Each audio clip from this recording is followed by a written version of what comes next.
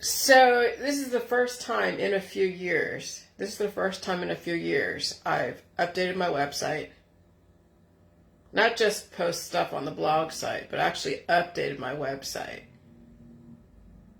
and put in a different stage of where I am today around the whole Jilly Juice world. And I would say I feel basically almost the same way I did prior to climate change, prior to the pandemic. Not 100% the same, because there's other things going on. But I would say I have the energy levels like I did prior to climate change. I have the mental clarity I had prior to climate change. And I have the creativity I had prior to climate change. I'm telling you, when climate change happened in 2020, really the end of 2019 to 2020, that was the beginning of the ending of so many things. And it was the beginning of really releasing the demons. So what I wrote, that book I wrote, that's on my website right now, was right in the middle of me starting and in the middle of releasing so much aggressive traumatic memories. And not even just like, oh, I had a bad childhood. It's just everything that we ever learned, our lessons that we learn. You know, it's the drugs, the alcohol, it's all the stupid relationships you get into, developing, thoughts about it, assumptions made, and trauma from just making assertions about the changes in the world. Fights that you get into with people, places, and things. And so, when I released this last book in 12 of 2022, that was right in the middle of me releasing some mini demons. And that was right after I could barely walk, crawl up the stairs. Because I remember I gave money to the publishing company before, like in 2020. And it took me a few years to write this last book. But that wasn't the end. Of course not. I was releasing the demons. So here's the thing. All that mucus that you heard me spit out, and I'm like all congested. And that was a couple of years ago. People were like, oh, Jillian sounds so unhealthy. She sounds so sick. She sounds so awful. And yeah, that's releasing the demons of mucus, trauma. Those mucus things that people are like keeping inside their body, they're holding on to trauma and old memories.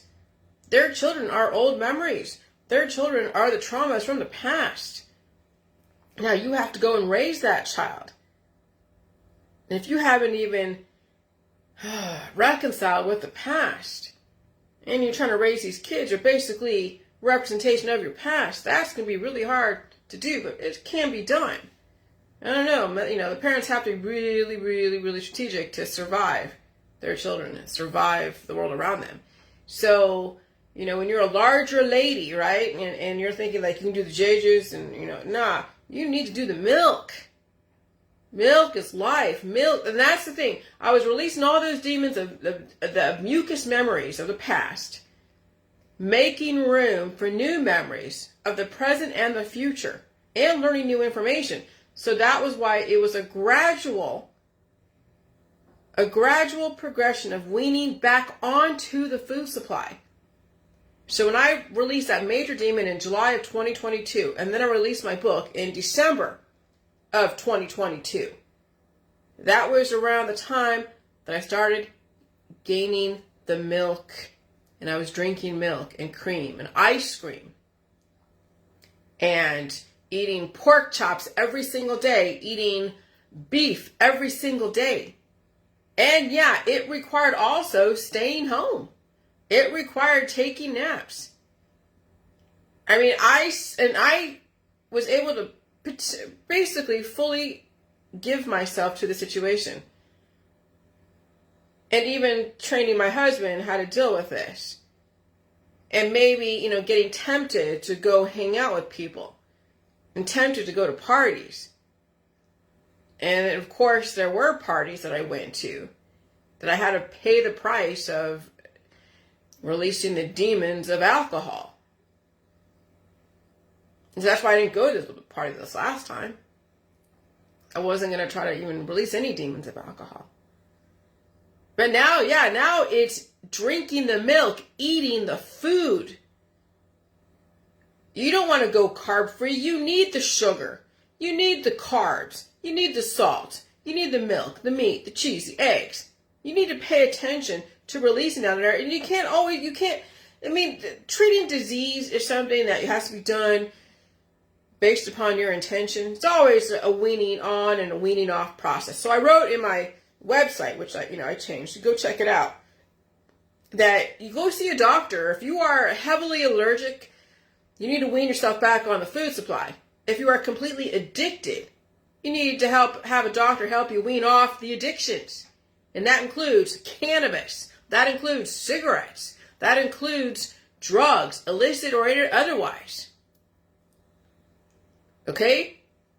And so, if you have these extreme issues of addictions or starvation, you got to bring a doctor in to help you do that. I'm just telling you the process and the concepts behind what I'm doing, but I'm not even at all making any assumptions that you could do what I can do, because there is a lot to this.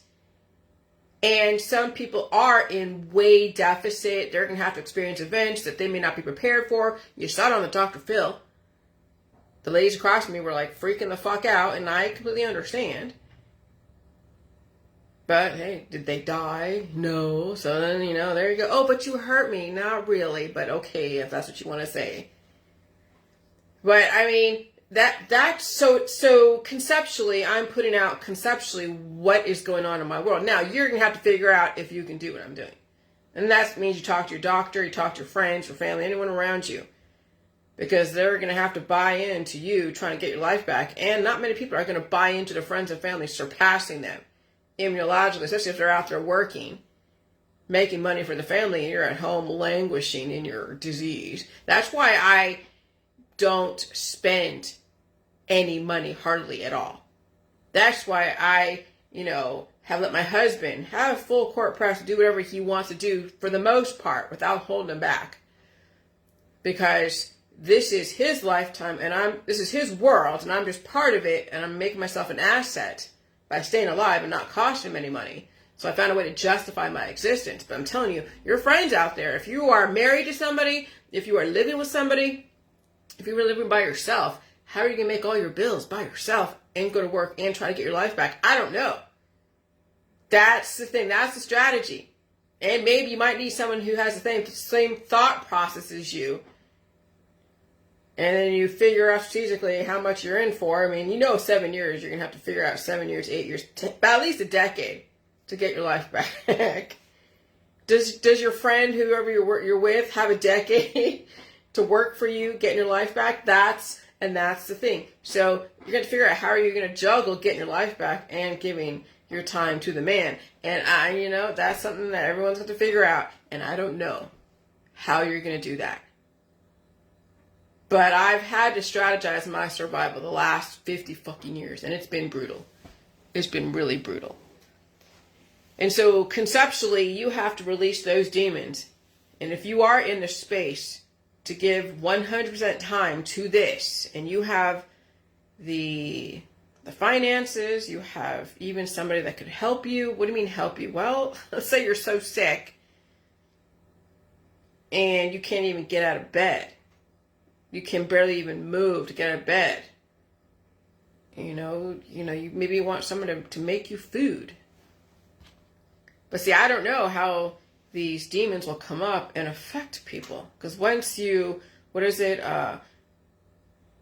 tap and disturb the hornet's nest, that's when you see people say on Facebook, oh God, I can't see. Oh God, I can't walk. Oh God, I can't hear. Oh God, I got tinnitus.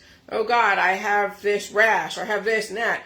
who's to say what curse is going to come up when you disturb the hornet's nest? And that's essentially what drinking milk does for people who have a little bit of intolerance. And that's what even bringing in salt does. It disturbs the hornet's nest, and you don't know what you're going to wake up. And that's why you got to talk to your doctor. Okay, but luckily I didn't have too many things that, would be so deadly. I mean, yeah, the worst part of it was July 2022. And I'll tell you, I remember how hard that was. Having a dog, my husband's on the road, I could barely even walk. I couldn't even move. All I could do was just sleep and just close my eyes and sleep and just listen to Netflix. I can't even watch it. Crawling up the stairs. And then finally, when I'm able to finally get up, then it's forcing myself to cut potatoes, make potato soup, where I could barely even stand up. That was the worst for me. And then there was different levels of dealing with the demons that came up. And then this last 5 months, it was the arm pain. I mean, I can handle the cough and sneeze and blowing the nose and all that, and even the headaches. It was a little crazy. But it was the arm pain the last 5 months. It was the vertigo. It was going into Walmart and places and feeling like so anxiety, so like out of my head. I mean, and that's what people face when they're out there driving and they disturb the hornet's nest. All of a sudden, something comes over them and they don't know where it comes from. Yes, the hornets were waking up inside your immune system. And that's with the climate change and another, types of energy waking up people's demons. And sometimes it's inopportune when you're driving or when you're talking to someone, and then people have these weird events they can't even explain. Well, you had it within you and something woke it up. And so, you're getting the option to scale down, to downsize, so you don't have to work so hard and be caught in a situation where something's going to come up and take you down and potentially even destroy you because you're driving a vehicle or you're around people that get heavily triggered by someone who's heavily triggered. So I don't know how you'll strategize, but I want you to see now, conceptually, what I've been doing the last 8 years, and even more so the last 3 years. That's why I stayed home. That's why I stayed. I don't go out there. I don't go out and party. I don't go out there and hang out with people. I don't go out there and do a lot of things. I probably could now, sort of, but not really, because too many people are suffering. Too many people have issues. I may have said so many things on Facebook that people take offense to that now, to be in diverse company would be like a little bit questionable. Not that I couldn't do it. Not that people wouldn't hurt me. But I mean, in such large diverse company where you really don't know who's behind you and who's whatever, yeah, that's when you're going to have to be like, okay, you got to take a back seat to such diversity. But handle people one-on-one. But yeah, I mean, so that's why I've stayed home. That's why I've sat with disease. That's why I sat with the pain and suffering, because I knew it wasn't going to be forever. But I had to really pick apart, dissect, and analyze why I had different pains in different places. And I had to throw myself in the shower and sit in that shower for hours. Well, I'll say hours. For at least 15, 20, 30, maybe an hour. And let the hot water, not too hot to scald you, but enough to open up the blood vessels to allow the things to go through, and then having to release the demons down there and blow my nose. And that's the key to losing excessive traumatic weight, because extremely obese women have so much mucus and traumatic memories that it's going to take them time, and they're going to have to devote time to release those demons and simultaneously eat. It's not enough to be like, oh, I'm not going to treat disease, but you still have the weight on you that's even getting bigger and bigger and bigger, because it's a type of transitioning. Every time you change, every time you release demons, you have to eat a bunch of food, and you got to be sick. But if you're waiting for the seasons to change and you're not releasing demons even throughout the year, and you're, I don't know, man. I don't know. I mean, when you have a lot of weight too, you have a lot of trauma to release. And that's a lot of pain and suffering. It's a lot of food, pain and suffering, and not being cured.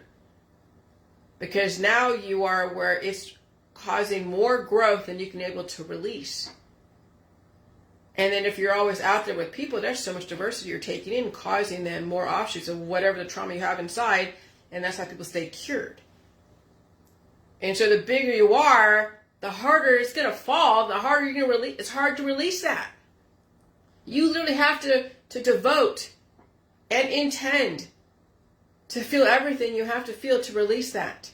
It's not just enough to eat only a little bit of food. Oh, I'll have a little salad. You got a lot of shit in there. You should be drinking a bunch of milk and feeling your gut and releasing the pressure. Because when you drink a bunch of milk, it develops offspring. Yeah, but this is good offspring. Lactobacillus, right? Lacto. And fat and vitamins. And you're eating food. And I'll tell you, when I would drink milk and I knew I had disease within me, because I felt it, I would be on that toilet for fucking days. Well, not days. I'd be on the toilet for a bit. And you'd see the diarrhea just come out, because that milk is a carrier force. Large women need to devote time to release those demons. Large women have a bunch of demons. Large men too. Do they have time to devote to basically sit on the toilet and splat everything out? I don't know. Can they handle it? I don't know. Do they have a support system around them? I don't know. And then really skinny women, like literally really skinny women, have to drink milk to gain the substance and eat meat, milk, cheese, eggs, everything under the sun. They can't afford to be on their little fucking diets and gluten-free. And they gotta be drinking milk to release demons too, because they have demons within. All their demons of addictions and demons of disease and demons of trauma and demons of politics, religion, and science. And that's going to take a while to gain the pressure. And that's painful too. Because you can't make something out of nothing, so you have to develop something to make something. To develop something to change something out, you know? And so we have people on each end of the spectrum trying to figure out how to release demons and trying to figure out how to gain angels to release the demons. I mean, it's a transactional basis, and that would require you to change the way you do things. And if you keep treating disease and getting operations and getting everything else, I get it. You got to do what you got to do. But I want you to see conceptually what the hell it is I'm doing and what you're in for. And so when you're not too like skinny and elderly and full of anxiety, and you're not too huge, and you're somewhere in the middle, and you don't have a bunch of people around you forcing you to go do stuff, tempting you into all these things that people are tempted into, you might actually have a chance to save yourself. I cannot guarantee, of course I can't guarantee anyone can save themselves, really. But I don't have a lot of hope for these children out there. That's the thing that you're dealing with. Because with an adult, they can go backwards and forwards. They have enough substance to go backwards and forwards, right? But kids, they have to keep going forward, and you hope when they're going forward, they're not taking more away when they're going forward. And that's the thing. How do you make a kid suffer through gaining substance so they can release demons to gain substance and move to the next level? And you can't force any kid to do that. Especially when they're, way obese. How are you going to make them release those demons? And when they're way skinny with food allergies, the same thing with obesity, food allergies. But when they're way skinny with food allergies, there's no way for them to go backwards and forward, because if they go backwards, they go back to the womb. And that's called death. With an obese person, a child, they might have a chance, but they'd have to really understand pain and suffering. And again, you can't force a kid to drink something that they're allergic to, because most likely when they have so much life within them and they're drinking milk, it's going to cause more life and more mucus, and they don't want to be sick, and you can't make them be sick. And so then a doctor has to go and figure out how to manage that situation with the intention to keep them alive, not keep taking away their lifelines. But again, the medical system, they're not there to have you suffer to live. They're there to take away your pain and suffering. And if you don't have any more lifelines left, that's not on them until they figure out they can't treat you, and then it's hospice. See, that's the thing. So it's the adults that have the chance to go backwards and forwards in time. The adults have that chance to go backwards and forwards in time, but children do not. And that's kind of the grim situation that we're in when it comes to these kids. So the adults, you basically are the ones the system is counting on to stay alive. You are. And if religiously you can't do it, I get it. If politically you can't do it, I get it. If immunologically and your lack of pain threshold and you can't do it, and no one around you will support you because they don't want to hear you, I am sorry. I'm sorry people I'm sorry people are in these situations. But, I had it, and I'll tell you, my husband had a hard time with this. Remember, I had 7 years of change that he had to go and deal with. And I had to keep proving. Yes, you have to keep proving your worth. People say, oh, when someone wants you to prove their worth, you get out. No, you have to prove your worth to people. Nobody is out there benevolently just giving you their life just so you can live. You have to prove your worth. And if that means saving the people around you money because you scale down your lifestyle, scale down everything so you can live, and you know how to negotiate your life, then that's how you can prove your worth. But there is nobody benevolent out there that will just benevolently, willy-nilly say, okay, I'm going to take you on and pay all your bills and give you whatever the hell you want, and you can just lie in bed and watch Netflix all day and release your demons and eat food as much as you can and sleep when you want to. And I mean, that is probably not the reality in a lot of people's situations. And politically and religiously, there are men and women that will not allow their wives or husbands to do anything other than what they were programmed to do, which is cook and clean and raise the kids and be the sexual plaything and pick them up and go to church and do this and do that and go to gatherings. And that's the jail that people are in. And the husbands and the wives reinforce that jail, and even the children. And even the parents on their children and everyone else around them. So it's not the government holding you hostage, you guys. It's your friends and family and the situation you have programmed people to accept. And how do you change that? I don't know. That's something you're going to have to figure out. But I'll tell you, it was difficult to get my husband on board with this. And I've had some of his friends at one point be like, Jillian doesn't work. She's fucking lazy. She needs to get a job. Oh, she should be in OnlyFans. She would make a lot of money in OnlyFans. Sending me fucking job descriptions. Oh my God. Ooh, and when people do that, and they don't know the situation you're in, they don't understand, oh, you are not my fucking friend. Not in the least. That's when someone chooses to enslave you and destroy you. And we need people around you that want to work you to death, take your resources, and exploit you and commodify you. They're not your fucking friend. So you have to figure out how you're going to negotiate your survival and prove your worth. And there will be people around you that will have their 2 cents, and they will say so many fucking things. And I've had to do that the last 8 years, from the religious people, from trolls, from people in my world at the time. And guess what? I'm on my own. I have nobody next to me. My husband has his friends that he hangs out with. They're great. And I just stay on my own. Because I don't need the bullshit. I don't need the comments. I don't need someone sticking their nose in my business. They don't know what the fuck's going on. And that's the thing that you're going to have to do. Women and men have to stand up for themselves. If they can't, I understand. That's the jail. The government is not enslaving you. People enslave each other. And that's what you're up against. It's your friends, your family, the organizations, your politics, religion, science, everything. Your kids.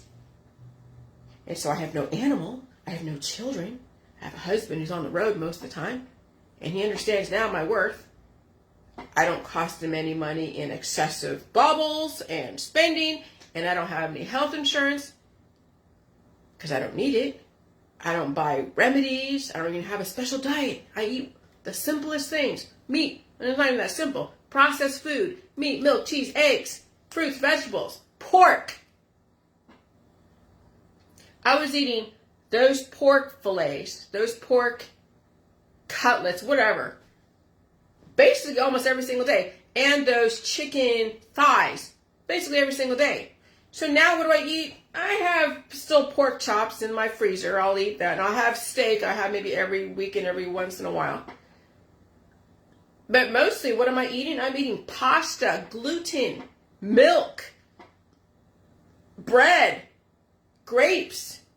And sometimes when I see, there's a chemistry off and I feel like, heartburn because of the chemistry of all the growth and the heat, I have cabbage and vinegar with olive oil that I've already cut and pickled with the vinegar, and that's great. It helps just, keep the balance of chemistry. And I don't even need to eat that often, but I have corn.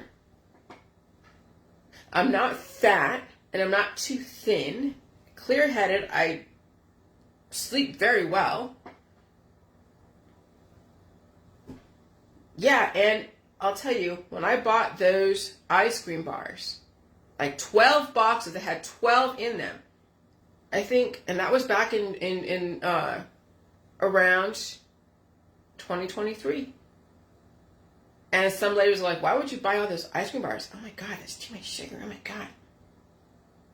Having the ice cream every single night when I'm watching my Netflix, every single night, eating the cheese sticks every single night, having all that cream every single day and night. That's how these kids are able to become so healthy and so robust, as well as an adult who's rebirthing themselves. Do you see that pattern? The hay flick limit. I ended that one hay flick limit in July of 2022. And I was rebirthing myself. I basically was thinking about it. I kind of died in July 2022 when that CERN was turned on and it changed the climate. And I can speculate it was CERN and Wi-Fi and HARP and whatever. Fine. So when that climate changed aggressively in July of 2022 and that demon woke up, that was basically a death. Because I could barely move. It was literally, I had just enough spirit in me to get things going and moving through my alimentary canal, blowing my nose, feeling the headaches. And then I'm eating the food. I was trying to drink water that wouldn't even penetrate whatever was going on because all that mucus of disease was coming up, trying to block the nutrition, trying to block my ability to live. I was literally taken over. But I had still enough spirit of my current self to override whatever was trying to take over the possession. Now I'm pulling out freaking chunks and chunks of fucking Tootsie Rolls. It was bad. But it was necessary. And my dog, I'm serious, my dog, she saved my life. Because her having to go downstairs to pee every so often got me up and moving. Because if not, my husband's on the road. I was barely moving on the flipping bed. I'm just laying there going like, this is what death is. You can't move and you have no motivation and it's so freaking painful. Oh my God. And your nose is stuffed up and your belly isn't even moving. You can't even move and there's no gas coming out of your butt. It was like being, oh God, it was horrible. And so, yeah, when I was making the potato soup and eating that and then making spaghetti and worshiping that spaghetti like it was the first meal I ever had in my whole life. And then my husband comes home like on that Friday or Saturday.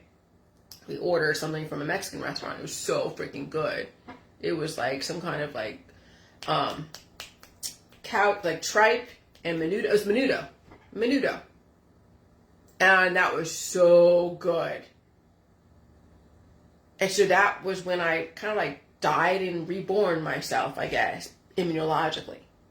And then after that, it was weaning myself onto the milk, the food supply, the meat, the cheese, the eggs. That's what it's going to take to survive this. But if you're religious against the pork and the meat and milk, okay. And if you have food allergies, that's what I'm saying. Many people are really, there's no one be able to do it. But I want you to understand conceptually what I dealt with. So I don't want to say, oh, I'm reborn, because that sounds so religious and born again Christian. No. I've surpassed the first hay flick. I'm on my second hay flick limit. And so when I said that I remember as a kid,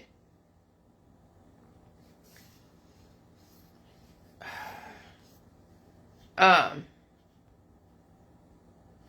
remember thinking a long time ago when I was in first grade, I wished I had all the knowledge of a 40-year-old in first grade, because I felt so stupid as a kid, like seriously so stupid. Everyone was past me intellectually, even physically. My world, if you can handle it, you'll have all the knowledge of somebody of the future, the past and the present, and you wouldn't be in first grade, but you could be telemerically a younger person, more evolved with so much knowledge. What I was wishing for in my childhood was something I had to develop biologically, but I needed at least 50 years of life experience to prove biologically you could be younger biologically and then intellectually be so much smarter than yourself and the world around you. And that is possible. But you have to survive learning the hard lessons. I had to survive my peers.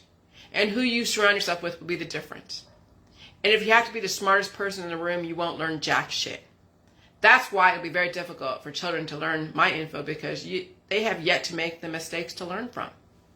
They have yet to eat the food to release the demons and build up substance. Discerning adults could have a chance with my information if they got out of their own way. Hanging out with people older than me in my 20s. Everybody was older than me in my 20s. So I didn't graduate high school. So when I got my GED, went in the military, and had roommates, they were all in college. I had a friend I hung out with, best friend, that was like 6 years older than me. So I was trying to live up to her. Okay? And then dating older men, yeah. I was 20, so I'm hot. And so these 30-year-olds are like, oh, God, a young girl. So I'm hanging out with, with older men, older people, and they have a lot of knowledge and wisdom, as well as, okay, let's hang out and do whatever. But that was the situation. And in my 40s, dating older people. Dating people who had advanced degrees. I mean, San Francisco, when you're online dating, you're going to get people in the sciences world. You can get people in the engineering world looking for a girlfriend, right? And so I was like, hey, okay. So I hung out with people and learned what they did for a living and learned how they did stuff and even, practiced and researched what they did. And then we break up. Okay, but I got more knowledge, right? And then I married my equal. And I follow extremely smart people on Facebook, even people who think opposite of me. I follow many government officials and intellectuals and entrepreneurs.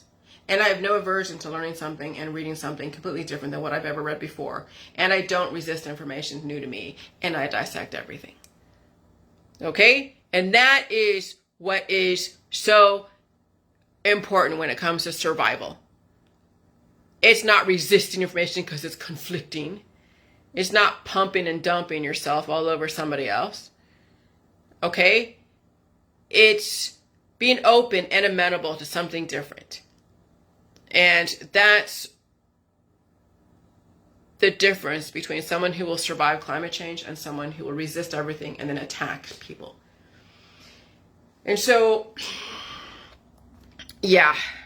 So I just want you to see that, yes, I'm finally now where I was before prior to climate change, but still in the J world. But climate change put a whole new environment to deal with. So I was pretty much cured before climate change, right? I did so much J juice. I released a bunch of demons, a bunch of anxiety, was in a relative equilibrium. And then climate change came and just fucked it all up. And it was the last 3 years of releasing the demons. And that's why you're seeing all this die suddenly, because there are people in my shoes that had so much trauma within that they couldn't survive the memories coming up, and so they die suddenly. Or they're getting turbo cancers, or they're, getting their operations, oncology. I mean, they have a chance to redirect, but you think they are ready to feel the pain and suffering and eat food and release demons and change their lifestyle? Not likely. And so that's why Gen X is the variable, because the boomers and the millennials are kind of stuck in their situation. Zoomers, yeah, well, it'll be questionable. And then, of course, the alpha and the beta, well, you hope they survive, the Zoomers and the millennials. But probably not likely given they're raised by boomers and millennials. Okay, and then Gen X raised by boomers. So there'll be a small group of people that may survive climate change. And we're going to watch people just cycle through their genetic line and watch them suffer. And it's going to suck, but you know how it is. You can't predict the future, but you can kind of guess what's going to happen to a lot of people. That's why I don't hang out with hardly anyone, because I know what's in their future. And I don't want to be a party to the destruction of them. I want to help them live by not even being around, and they can figure it out. They got to strategize their survival. All right, that's it. Bye.